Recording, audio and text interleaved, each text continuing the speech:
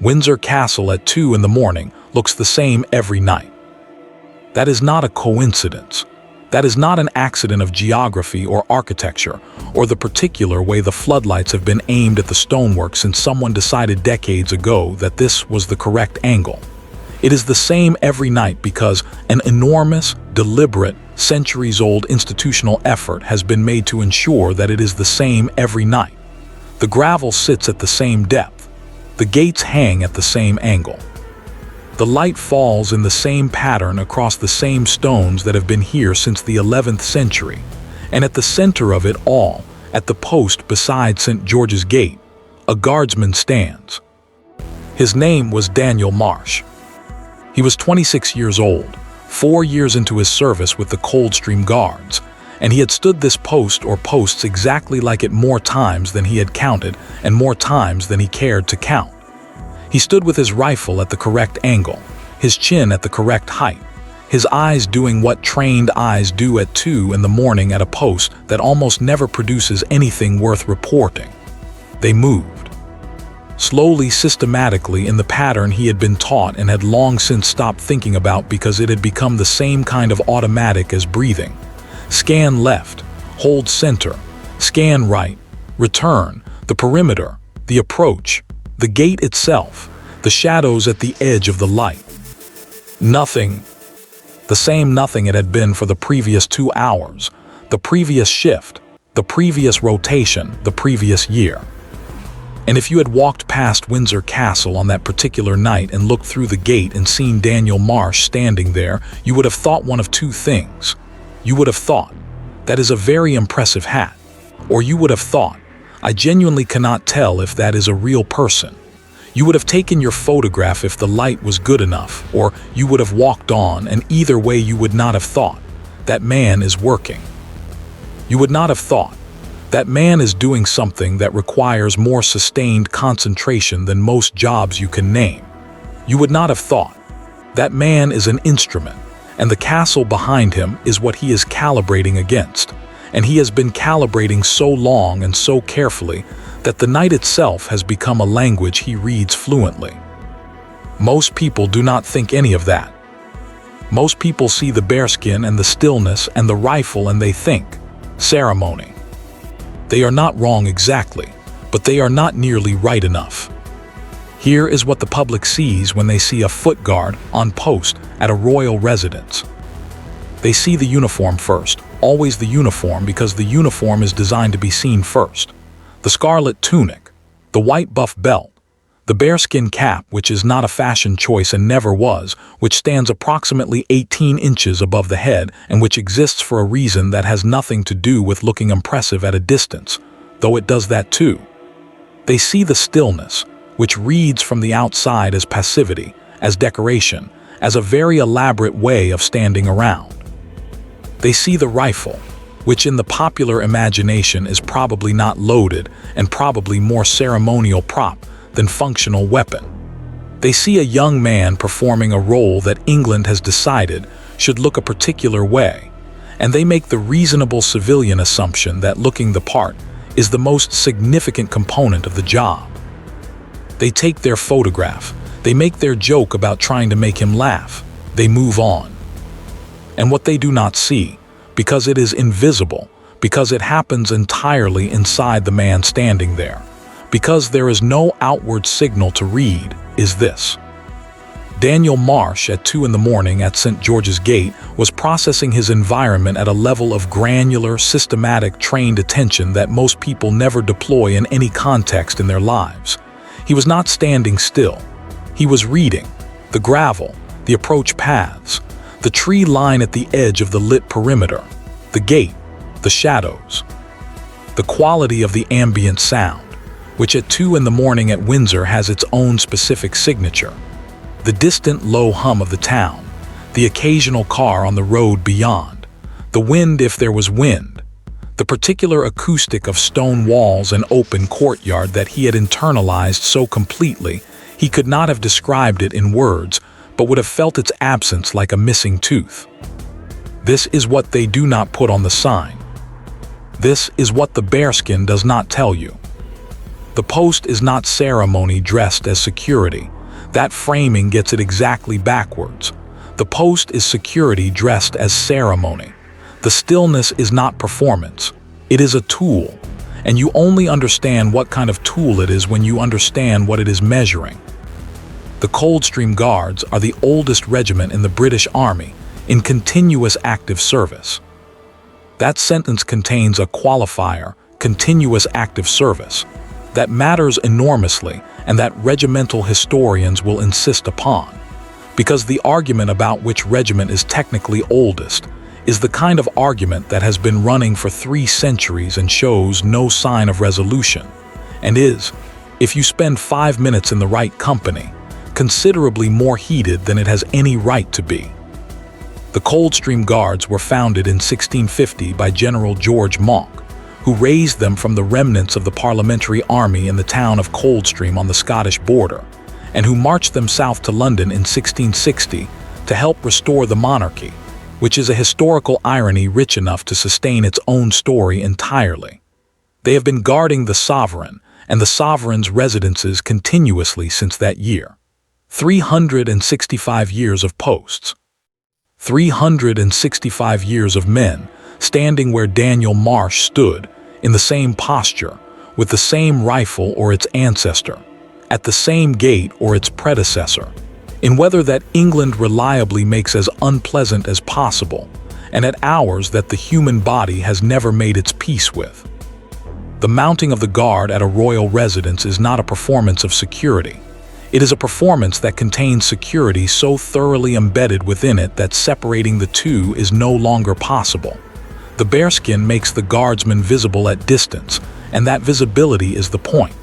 The posture communicates authority, and that authority is functional, not theatrical. The stillness creates a baseline, and that baseline is the instrument. This is the thing that takes years to fully understand, and that no training manual explains adequately, because it cannot be explained adequately. It can only be accumulated. What the post teaches you, across hundreds of hours of standing it, is what normal feels like. Not in the abstract, not in principle. In the specific, granular, environmental sense of this gate, this gravel, this light. This acoustic, this perimeter at this hour in this season, with this particular quality of silence that belongs to Windsor Castle at 2 in the morning, and belongs to nowhere else on earth. You learn it the way you learn the inside of your own house in the dark, not by thinking about it, but by living in it until it becomes the baseline against which everything else is measured. And then, if you stand it long enough and pay attention correctly, and do not let the boredom hollow you out the way it hollows some men out, what you acquire slowly, without ceremony, without anyone handing it to you, is the ability to feel when the baseline breaks. Not to see it, not yet. To feel it. They teach you a great deal at Catterick and Purbright. They teach you weapons handling and drill, and the specific choreography of the changing of the guard, which is more operationally complex than it looks and looks considerably more complex than most things you can name. They teach you the history of the regiment and the history of the palaces, and the protocols for every category of incident, from a tourist crossing the wrong line to a direct security threat requiring immediate escalation. They teach you the chain of command and the communication procedures, and the rules of engagement and the particular etiquette of the post, which has its own grammar, its own expectations, its own standards for what excellence looks like when it is invisible to everyone watching. What they cannot teach you, and what every soldier who has stood these posts long enough will tell you if you ask them the right way, is the baseline. The baseline has to be earned. It is earned through repetition that most people would find unbearable. It is earned through 2-hour stints at a gate where nothing happens, followed by another 2-hour stint where nothing happens, followed by months, and then years of the same gate, and the same nothing, and the same scan left, hold, center, scan right, return, until the pattern is not something you are doing but something you are. It is earned through winter nights at Windsor when the cold comes off the Thames and finds every gap in the uniform with a patience that feels personal, and summer days at Buckingham Palace when the tourists are 6 deep at the fence, and every third one wants to be the person who finally makes the guard break. And through all of it, through every variation of nothing and noise and weather and crowd, the baseline accumulates. Daniel Marsh had been accumulating his for 4 years. He was not the most decorated soldier in his regiment. He was not the fastest or the strongest or the one most likely to be pointed to in a briefing as an example of exceptional anything. He was a competent, conscientious, unremarkable guardsman who had stood his posts correctly and without incident, and who had, in 4 years of doing exactly this, built inside himself a model of normal so precise and so specific that it functioned, on the night of the 14th of November, as the most sensitive instrument in the entire security apparatus of Windsor Castle. This is the part that people find hardest to believe. Not that the system failed, not that the threat was real, but that the thing that caught it was not a camera or a sensor or an algorithm. It was a 26-year-old man's accumulated sense of what 2 in the morning is supposed to feel like.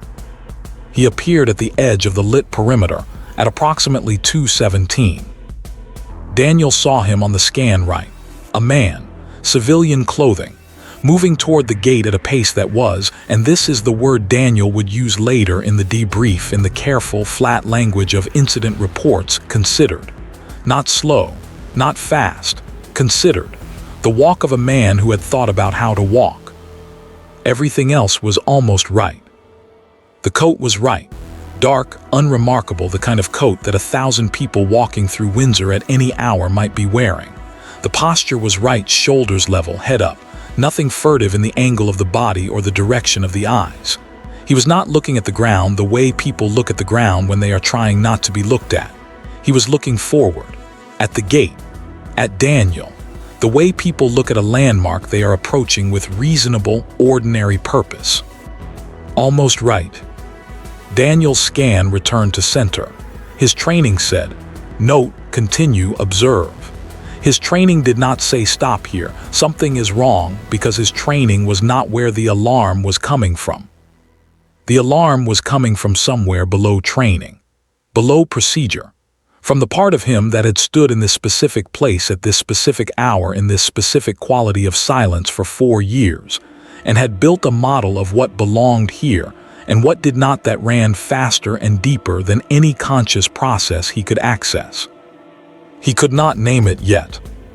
He did the scan again. Left, center, right. The man was closer now, still walking at that considered pace, still looking forward, still almost right. And Daniel's mind was running a check against the baseline the way a tuning fork runs against a note, not analyzing, not reasoning, just measuring the gap between what was there and what was supposed to be there, and the gap was there. He could feel it. He could not yet say where it lived. The man was 40 meters out. Daniel held 30 meters. He watched the coat. He watched the hands. He watched the pace and the posture and the line of the jaw and the direction of the eyes, and all of it was almost right. And almost right is the most dangerous category in the world, because the human brain is wired to round almost right up to right and move on. And that rounding up is what some threats count on, plan on, build their whole approach around. 20 meters. And then Daniel saw it. It was the shoes. Not the shoes themselves. This is important, and it is the detail that every person who hears this story fixes on, because the shoes themselves were ordinary, dark, sturdy, the kind of shoes a man wears when he has planned to be outside for a while and wants to be comfortable. Nothing wrong with the shoes. What was wrong was the sound they were not making.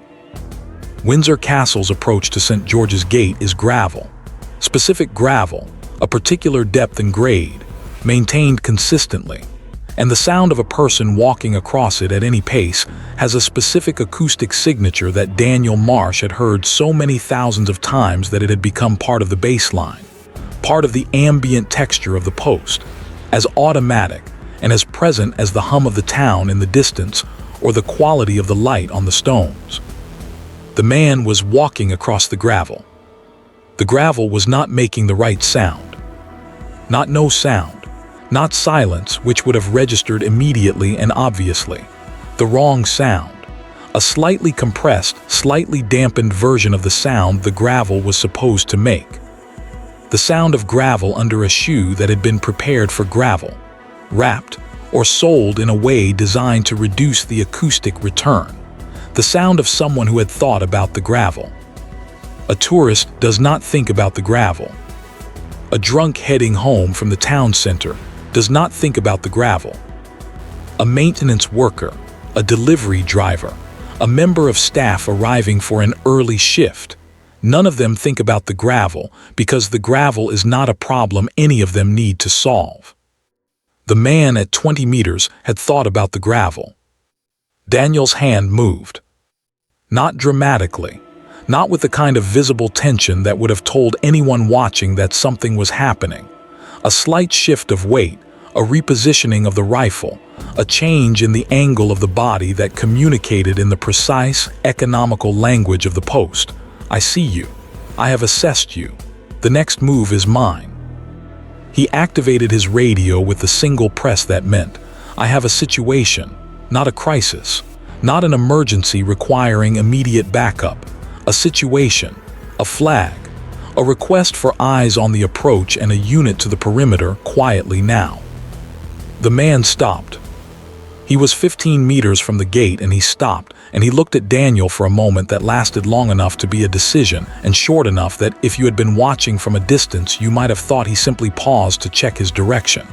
Then he turned, not running, still considered, and walked back the way he had come at the same deliberate pace, back toward the edge of the perimeter, back toward the dark beyond the lights. The backup reached the perimeter in 90 seconds. They found him 4 streets away. What the investigation found is not, for reasons that will be obvious, a matter of public record in its entirety. What is a matter of record, in the careful, qualified language that these things are always recorded in, is this: the man was not a tourist. The man was not a resident of Windsor who had taken a wrong turn on an insomniac walk. The items found on his person during the subsequent stop and search were not the items of a man on an innocent errand at 2:17 in the morning in November. The modified soles of his shoes, which had been noted in Daniel Marsh's incident report as the specific observed anomaly, were confirmed by the search team. He had thought about the gravel. He had thought about a great many things. He had simply not thought about Daniel Marsh thinking about the gravel too. The debrief was thorough and quiet and took place the following morning in a room that Daniel would describe later only as an ordinary room with a table and people who asked the right questions in the right order. What did you see? When did you see it? What was the first moment of deviation from baseline? Walk us through the decision to activate. Walk us through the communication. Was there any hesitation? There was no hesitation, Daniel told them. Not because he was certain in the dramatic way that certainty gets portrayed, the sudden clarity, the adrenaline snap, the hero moment. He was not certain in that way. He was not certain at all in any conscious, nameable sense. He simply felt the gap between what was there and what was supposed to be there, and he trusted the gap and he moved. 4 years of nothing, and then that. The thing that stopped whatever was going to happen that night at Windsor Castle was not a camera that caught a face. It was not a motion sensor tripped at the wrong moment. It was not a tip from an informant or a flag on a database or any of the technological infrastructure that the modern security apparatus runs on. All of that existed. All of that was in place. All of that had not caught what Daniel Marsh caught. What caught it was a 26-year-old man who had stood in the same place in the same silence for long enough that he knew, at a level below language, what the silence was supposed to sound like. And the silence that night was wrong by exactly one pair of shoes. There are people who would tell you that what Daniel Marsh did that night was instinct. They would mean it as a compliment. Instinct, in the way people use the word, means something natural, something innate, something you were born with rather than built toward. And they would be wrong, not about the compliment but about the word. What Daniel had was not instinct. Instinct does not take 4 years. Instinct does not require 10,000 hours of standing in the cold at a gate where nothing happens. Instinct is not something the regiment builds in you through repetition and standards, and the particular disciplinary culture of a unit that has been doing this since 1650 and has had a long time to understand what excellence looks like when nobody is looking. What Daniel had was something better than instinct. He had a calibrated instrument. And the instrument had been calibrated, specifically and precisely, by the very thing that looks from the outside like its opposite. The boredom, the repetition, the 2-hour stints where nothing happens, and then the next one where nothing happens, and then the months and years of the same gait, and the same silence, and the same scan left, hold center, scan right, return. The routine that most civilians look at and see as the absence of action. The routine is not the absence of action. The routine is the action. Every night that Daniel Marsh stood his post and nothing happened, he was not wasting his time. He was making a deposit into a model so precise and so specific that it could, when the moment required it, detect a deviation that no camera had flagged, that no algorithm had scored as anomalous, that a less experienced guardsman, not a worse soldier, simply a less calibrated instrument, might have rounded up to almost right and let walk to 15 meters, and then 10, and then 5. The Coldstream Guards do not tell you this explicitly. There is no lecture on it at Catterick. There is no module on the operational value of boredom, no training exercise designed to simulate the specific cognitive process that Daniel Marsh ran at 2:17 on a November morning. They teach you the drill and the protocol and the history and the chain of command, and they put you on the post and they trust.